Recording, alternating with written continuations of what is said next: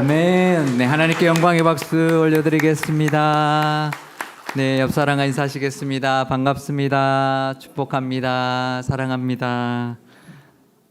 네, 가을비가 내리고 있습니다. 지난 수요일에도 많이 내렸는데 오늘 또 내려서 가을이 엄청 다가올 줄 믿습니다. 네, 그러면 우리 풍성한 열매들도 하나님 주실 텐데요. 이 가을에 하나님께 열매를 올려드리고 또 감사하는 이 예배가 되시기를 바랍니다. 사사기의 말씀을 이제 묵상하기 시작했는데요. 참 기대가 많이 됩니다. 왜냐하면 이 사사 시대가 요즘 우리가 살아가고 있는 시대와 너무나 닮아 있기 때문인데요. 우리가 사사기 하면 가장 먼저 떠오른 말씀이 하나 있죠. 사사기 21장 25절 말씀입니다. 그때에 이스라엘에 왕이 없으므로 사람이 각기 자기의 소견에 오른 대로 행하였더라. 이게 사사기 마지막 구절입니다. 그러니까 사사기의 결론과도 같은 말씀인 거죠.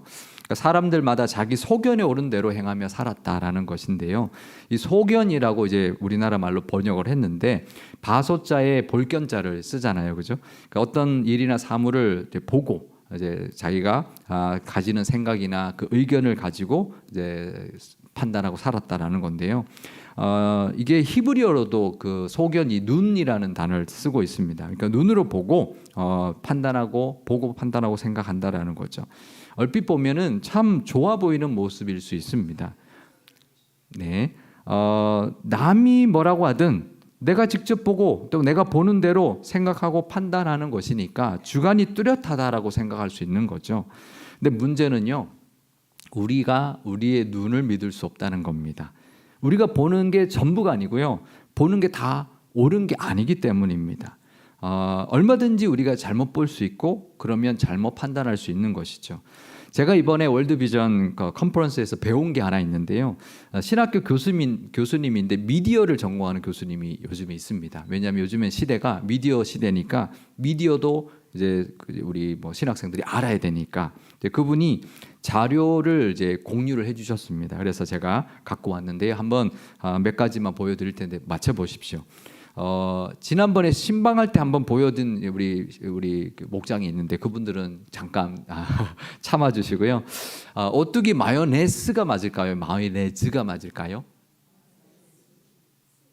네, 다음 보여주시기 바랍니다. 마요네즈입니다. 골드 마요네즈. 우리가 저걸 맨날 보는데도 우리가 마요네즈 달라고 하죠, 그죠? 그러면 그 다음 보여주세요. 케첩.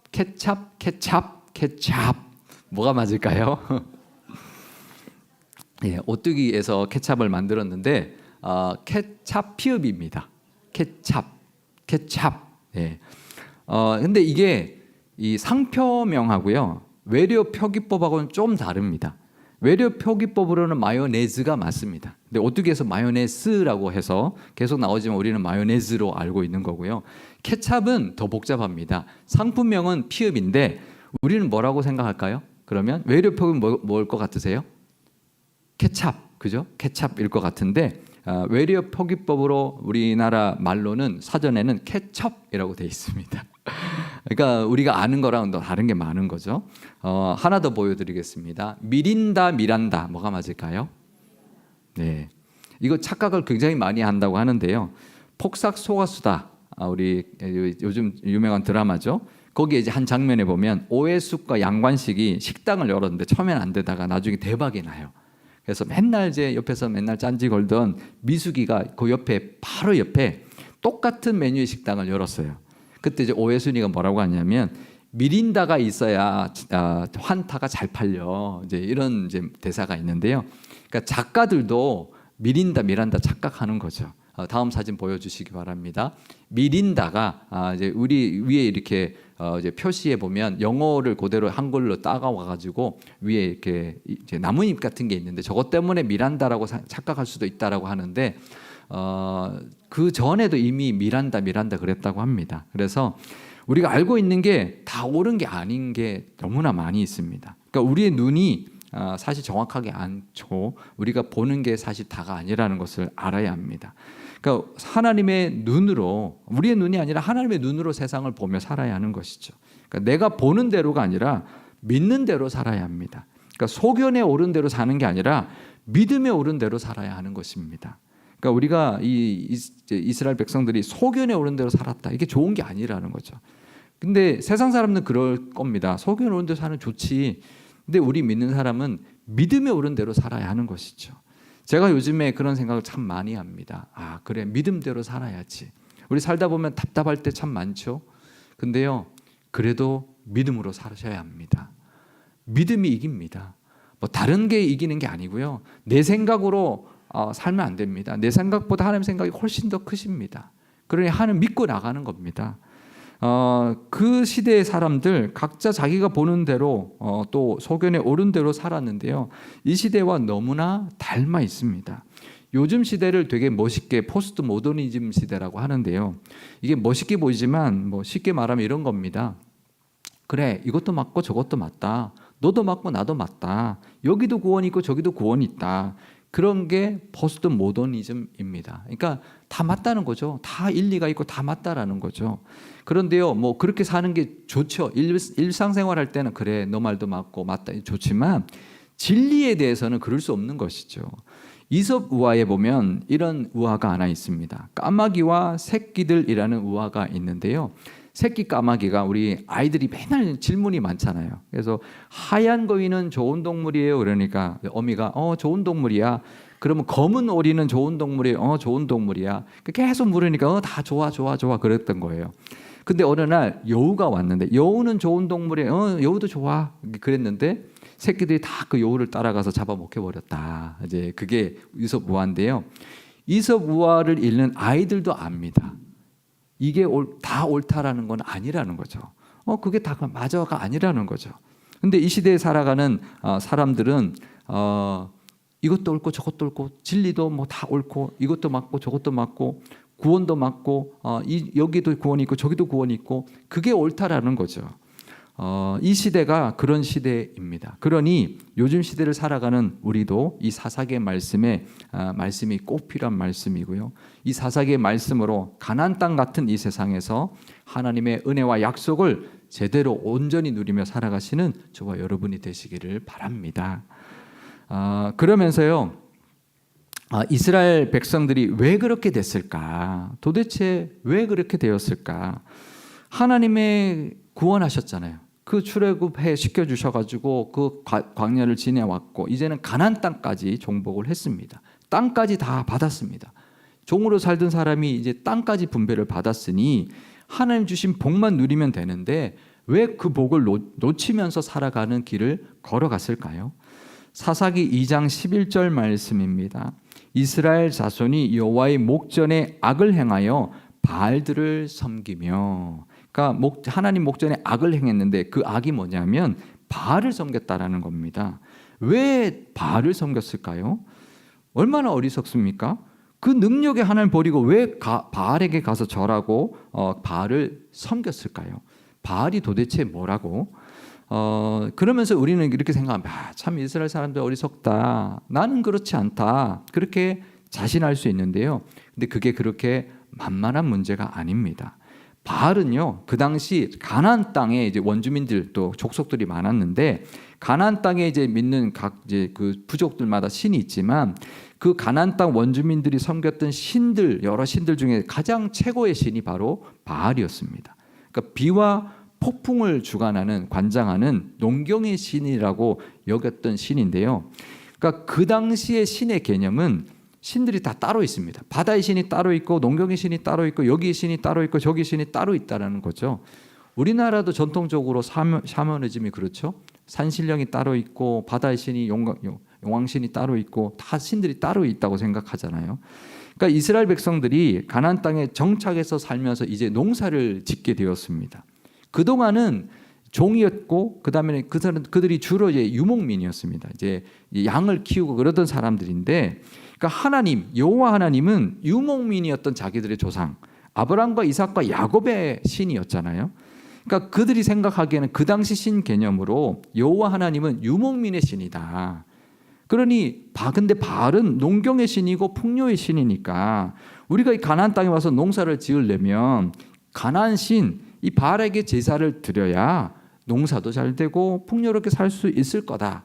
그렇게 생각을 한 거고 또 그렇게 이제 말을 하는 거죠. 가난한 사람들, 야 바알에게 해야지, 절을 해야지 농사 잘 돼. 농사를 짓고 살려면 바알에게 가서 제사를 해야 돼.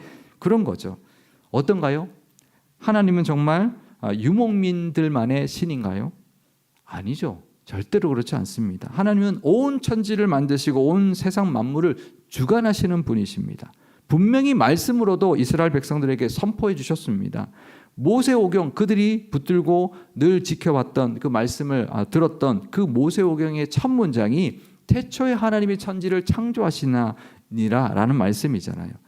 근데 이스라엘 백성들은 그 말씀을 듣기는 들었지만 그 받아들이지는 않았던 거죠. 그냥 여전히 그 당시 사람들이 가지고 있는 신의 개념을 가지고 살았기 때문입니다. 하나님은 온 우주 만물을 만드시고 다스리시는 분인 줄 믿습니다. 그러니 유목민뿐만 아니라 농사를 짓는 사람들에게도 하나님이신 거죠. 그런 하나님을 제대로 알지 못하고 한낱 돌에 불과했던 그 바알 신상에 가서 절을 하면서 농사 잘 되게 해주세요, 풍요롭게 살게 해주세요, 이렇게 바알을 섬겼다라는 것입니다. 이 얼마나 어리석은 모습입니까? 근데요, 우리도 그들을 어리석다고 비웃을 수만은 없는 것입니다. 왜냐하면 우리도 얼마든지 그런 우를 범하며 살 수 있기 때문입니다. 직장 생활을 하면요, 직장 문화를 따라야 한다고 듣습니다. 또 그렇게 생각할 수도 있습니다. 지금은 우상의 모습으로 우리한테 오지 않거든요. 문화의 모습으로 오거든요. 사업을 하면요, 업계 관행을 따라야 한다고 합니다. 심지어는 자녀를 키우고 가정에서 우리 아이들을 잘 양육하려면 그것도 한국의 교육 방법, 그 한국의 그 트렌드를 따라야 한다고 말합니다. 그래서 교회를 다니는 사람 중에서도요, 직장 생활할 때나 사업을 할 때나 자녀들을 양육하고 교육할 때도 세상 사람들하고 똑같이 하는 사람들이 너무나 많이 있습니다.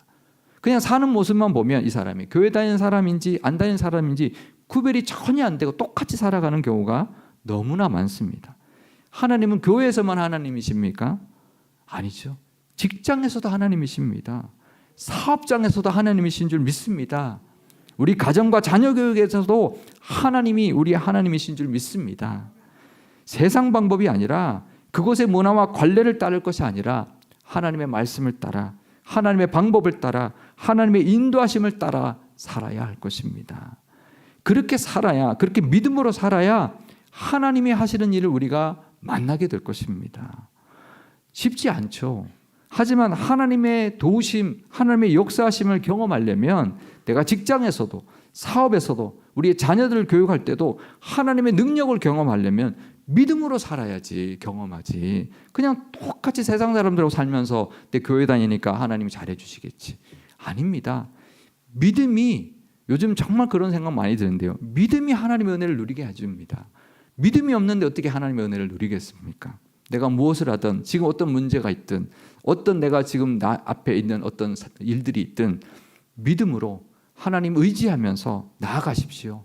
그러면 하나님이 역사하실 것이고, 그래야 하나님의 그 은혜를 누릴 수 있을 것입니다. 믿음으로 하나님의 은혜를 누리며 살아가시기를 바랍니다. 그러면 이스라엘 그 사사시대 사람들은 도대체 왜 그렇게 그런 모습으로 살게 되었을까? 그 시작이 뭘까? 어디서부터 잘못됐을까? 그 단초가 이 말씀에 있습니다. 사사기 1장 23절에서 24절 말씀입니다. 요셉 가문이 베델을 정탐하게 하였는데 그 성읍의 본 이름은 루스라. 정탐꾼들이 그 성읍에서 한 사람이 나오는 것을 보고 그에게 이르되 청하노니 이 성읍의 입구를 우리에게 보이라. 그리하면 우리가 내게 선대하리라 하매. 그러니까 요셉 가문이 이제 자기들에게 이제 어떤 분배받은 그 땅을 이제 정복하러 가기 전에 정탐꾼을 보냈는데요. 근데 그 베델성 이름은 루스인데 거기서 사람이 하나 나오니까 정탐꾼들이 그 사람에게 이 성읍에 들어가는 입구를 이제 그 비밀 통로를 알려주면 당신과 가족을 선대하겠다라고 약속을 합니다. 그래서 그 입구를 공격을 해서 베델성을 아주 쉽게 정복을 했는데요. 그리고 그 약속한 대로 그 사람과 그 가족을 살려 보내 주었습니다. 그래서 그 사람이 또 다른 곳에 가서 루스라는 그 자기가 살았던 그 성읍 이름을 따서 루스라는 성읍을 짓고 살게 되었는데요. 어떠세요? 잘했나요? 잘못했나요? 세상적으로 보면요, 잘한 겁니다. 세상의 어떤 병법으로 보면 쉽게 아군 피해가 적게 잘 함락을 했으니 잘한 겁니다. 그런데 하나님의 백성은 이러면 안 된다는 겁니다. 왜 안 될까요? 정당하게 싸우지 않아서? 비겁하게 싸워서? 아닙니다. 하나님이 뭐라고 하셨냐면 가나안 족속들과 절대로 언약을 맺지 말아라고 말씀하셨기 때문입니다. 출애굽기 34장 15절에서 16절 말씀입니다. 너는 삼가 그 땅의 주민과 언약을 세우지 말지니 이는 그들이 모든 신을 음란하게 섬기며 그들의 신들에게 제물을 드리고 너를 청하면 내가 그 제물을 먹을까 함이며 또 내가 그들의 딸들을 내 아들들의 아내로 삼음으로 그들의 딸들이 그들의 신들을 음란하게 섬기며 내 아들에게 그들의 신들을 음란하게 섬기게 할까 함이니라. 그러니까 그 한 사람이라도 그 가족들하고 언약을 맺으면 그들을 죽이거나 몰아내지 못하니까 나중에는 그 사람들이 또 어떤 이제 성을 이루고 살게 될 것이고 그러면 그들은 그들의 신을 섬길 것이잖아요. 그러다 보면 그 혼인하게 될 것이고 그 신들을 우리도 섬기게 되는 그런 일이 벌어질 거라는 거죠. 그러니 언약을 맺지 말고 다 쫓아내라라고 하셨는데 그러지 않았다는 거죠. 그 한 사람과 그 한 가족 쫓아내지 못했고 그 사람들이 가서 지은 성읍 그것을 함락시키지 못하는 거죠. 약속을 했으니까. 요셉 가문은 그래도 양반이었습니다. 다른 지파 사람들은요 어땠냐면요 므낫세 지파, 에브라임 지파, 스불론 지파, 납달리 지파는 어떻게 했냐면 쫓아내는 대신에 그 사람들을 딱 정복하고는 그 사람들에게 노역을 시켰습니다. 사사기 1장 30절 말씀입니다. 스불론은 기드론 주민과 나할롤 주민을 쫓아내지 못하였으므로 가나안 족속이 그들 중에 거주하면서 노역을 하였더라. 그러니까 얼핏 보면 좋은 것 같아요. 쫓아내는 것보다 일 시키고 힘든 거 우리가 안 하고 다 부려먹으면 좋지. 근데요 그러다 보면 그들의 우상에 빠지게 되고 그러면 그것이 올무가 되고 독이 될 거라는 것까지는 생각하지 못했던 거죠. 지금 당장 눈앞에 보이는 게 좋은 것을 따라갔던 것이죠.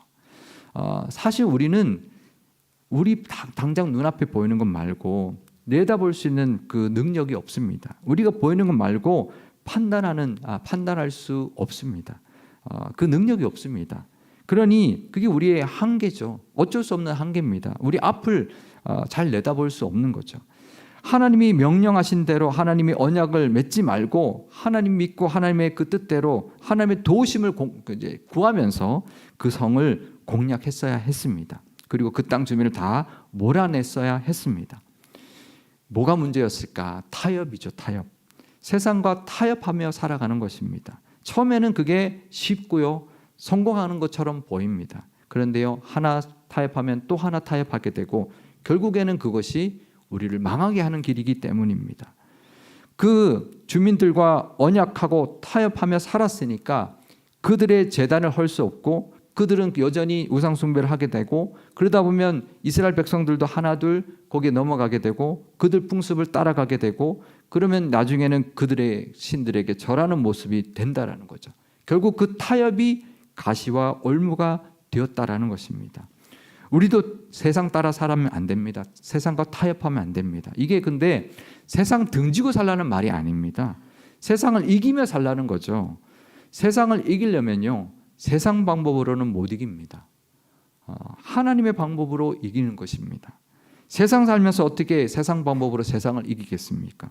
하나님의 뜻대로 살아야 세상을 이길 수 있고 하나님이 주신 승리를 맛보며 하나님의 은혜 가운데 살아가게 될 것입니다. 하나님의 뜻대로 세상을 이기며 살아가시기를 바랍니다. 그렇게 하나님의 뜻대로 살았던 세 사람의 모습이 오늘 본문에 소개되고 있습니다. 갈렙과 그의 조카이면서 사위가 되었던 온니엘과 갈렙의 딸 악사인데요. 우리가 잘 아는 것처럼 갈렙은 80세에 가나안 정복의 앞장을 섰습니다. 헤브론 저 산지를 제게 주십시오라고 하면서 그 유명한 말을 하고 정말 앞장서서 헤브론을 차지한 그런 사람이 되었습니다. 그리고는 이제 헤브론을 차지하고 난 다음에 그 다른 성읍들을 이제 공격을 할 때 드빌은 그 드빌을 공격해서 저 성읍을 점령하는 자에게 자기 딸 악사를 주겠다라고 그렇게 공포를 하고 온니엘 자기 조카가 그 드빌을 점령을 했는데 그래서 갈렙이 자기 딸을 줘서 사위가 되게 했고요. 나중에 이 온니엘은 이스라엘의 첫 번째 사사가 되었습니다. 그런데 오늘 이 본문에 보면 또 한 사람이 더 나오는데요. 바로 갈렙의 딸 사사 온니엘의 아내가 되었던 악사의 이야기가 소개되고 있습니다. 사사기 1장 14절에서 15절 말씀입니다. 악사가 출가할 때에 그에게 청하여 자기 아버지에게 밭을 구하자 하고 나귀에서 내림에 갈렙이 묻되 내가 무엇을 원하느냐 하니 이르되 내게 복을 주소서. 아버지께서 나를 남방으로 보내시니 샘물도 내게 주소서 하매 갈렙이 윗샘과 아랫샘을 그에게 주었더라. 그러니까 악사가 시집을 가면서 아버지한테 샘물을 달라고 했고 그래서 아버지가 윗샘하고 아랫샘을 줬다는 겁니다. 뭐 딸 시집 갈 때 뭐 줬는지 그게 뭐가 중요하다고 성경에 나와 있을까요? 뭐 다른 딸들 간 거 뭐 줬다 뭐 안 나오잖아요. 근데 이게 뭐가 그렇게 중요하기에 이렇게 성경에까지 기록되어 있을까?